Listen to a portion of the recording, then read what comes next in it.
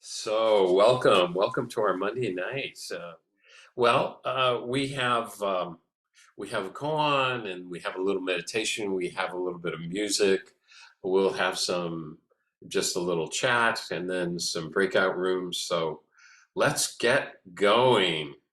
So this note, I write a note every week, and it always changes about 400% every time. Start with an idea, got a little story. And that's just what I love to do. It's nice to, it's so nice to spend time with you here. So nice to be together to support each other. So important to sit together, share our life, not even our life experience, a very life together. So what happened is I broke favorite cup. I started to try to reassemble the shards here. I'm afraid to lift it up to the camera.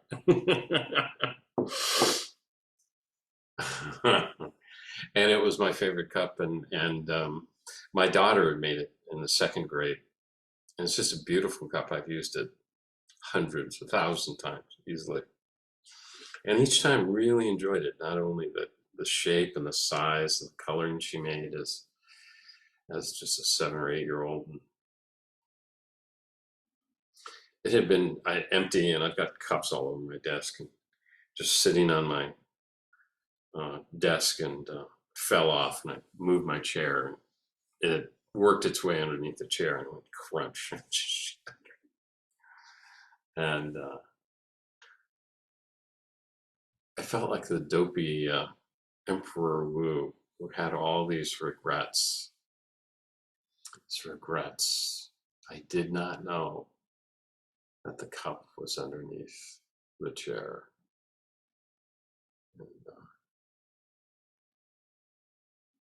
And that opened up just a flood of sort of remembrances and regrets in some ways, from life past. It's funny, in this practice, we become so deeply sensitized to the world. And sometimes the world is very sensitive in coming back to us. Right?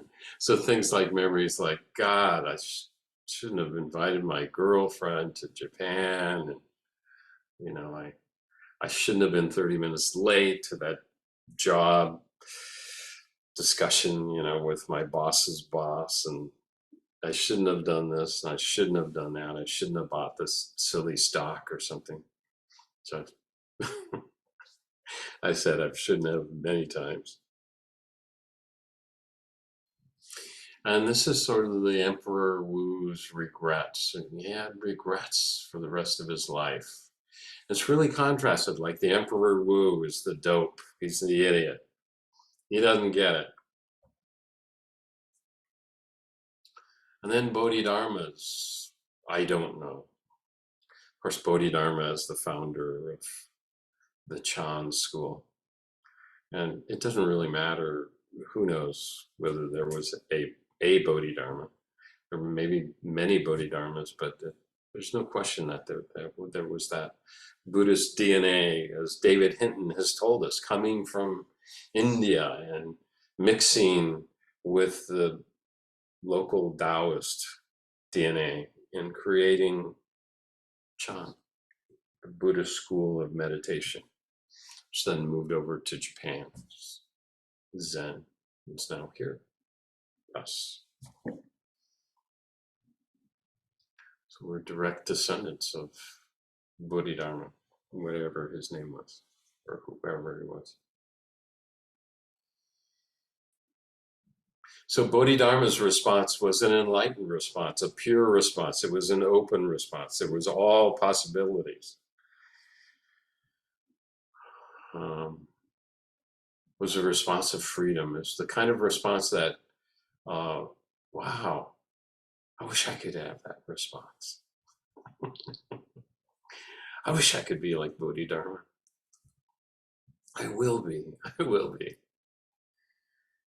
And in there, there's some regrets still, right? And it's interesting because um, Yunmen asks in his commentary in the Blue Cliff Record of this first case. It's really is a case that really lays out, I think, for us, or particularly in Pacific Zen, our work with koans, like vast emptiness, nothing holy. I don't know, openness and willingness again and again to not know, to explore, to allow, to be open, to begin. And so that's the smart response. But it's not really about smart and dumb responses, is it? I mean, sometimes the responses are dumb and sometimes the responses are smart. But in the Blue Cliff Record and also in the Book of Equanimity, if you read that, which is a similar koan collection,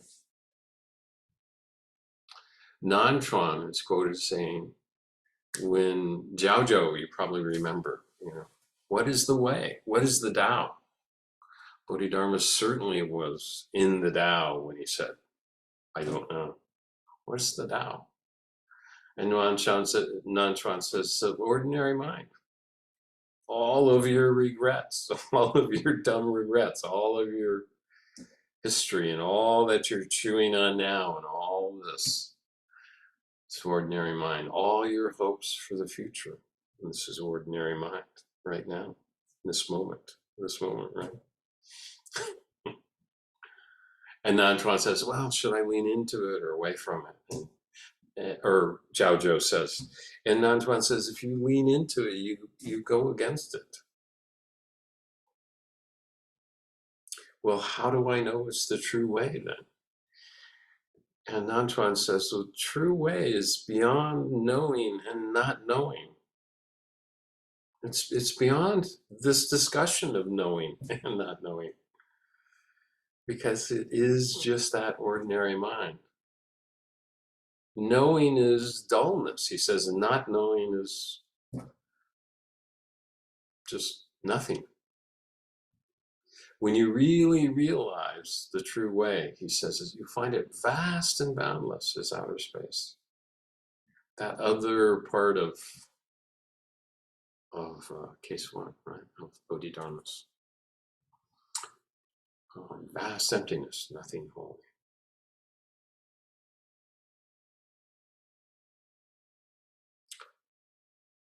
So the true way is the way of regret. It's the way of attachment. It's the way of not knowing. It's the way of knowing.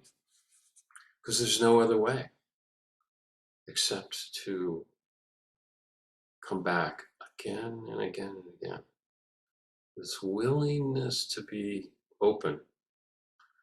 This willingness to see with fresh eyes. And yeah, there's regrets. I Googled regrets and I got My Way with Frank Sinatra, regrets, I've had a few, but then he goes on to say, but they're like nothing. No, regrets are life. Regrets are beautiful. And now, what do we have?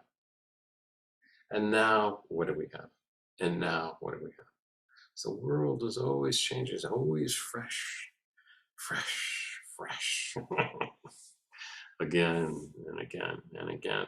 And if we aren't open to that, we don't get to enjoy that fresh. We're living in that past regret or that future regret or the current regret. The poet Wisła Szymborska, and she well, she got Nobel Prize. I don't know if you win a Nobel Prize. It's not a game, at the county fair. But anyway, she writes about in her acceptance speech about not knowing, and I shared this a couple years ago. I want to do it again. And any knowledge that doesn't lead to a new question quickly dies out. That knowledge dies out. It fails to maintain the temperature required for sustaining life. This is why I value that little phrase, I don't know, so highly. It's small, but it flies on mighty wings. It expands our lives to include the spaces within us, as well as those outer expanses in which our tiny earth hangs suspended. Poets, meditators like us, poets, artists like us, poets, if they're genuine, must keep repeating, I don't know. That's so lovely. Meditators, if they're genuine, even if they're not genuine, we'll take that, must keep repeating, I don't know.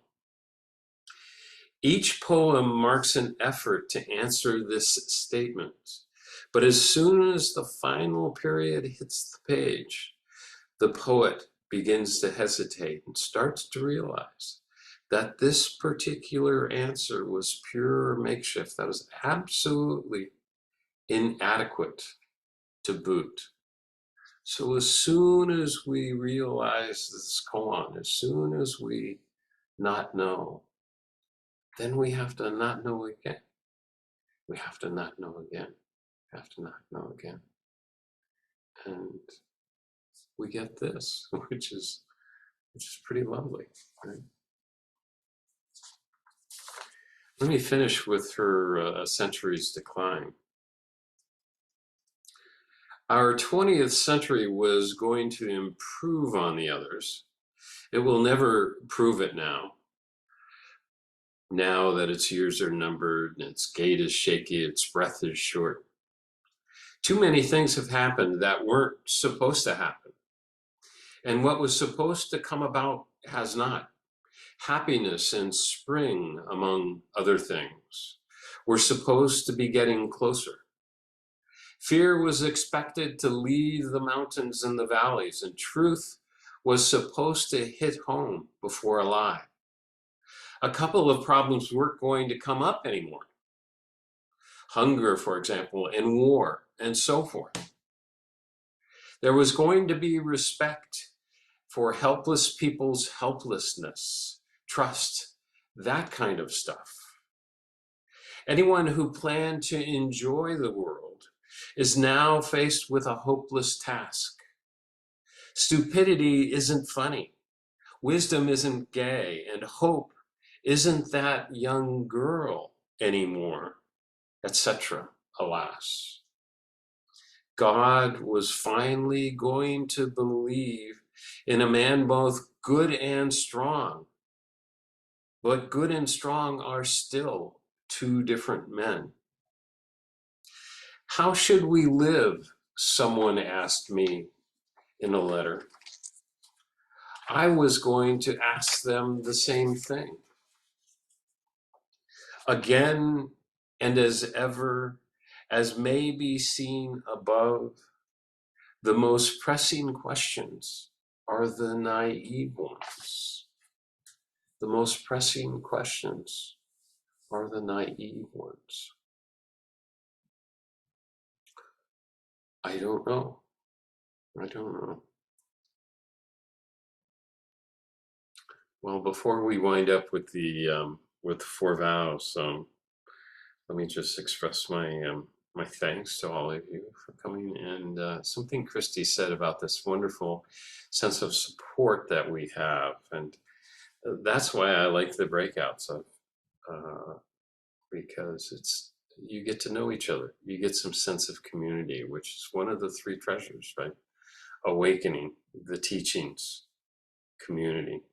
And it's really important to share in this together because we can only become awakened together, right? Yeah. So thank you so much.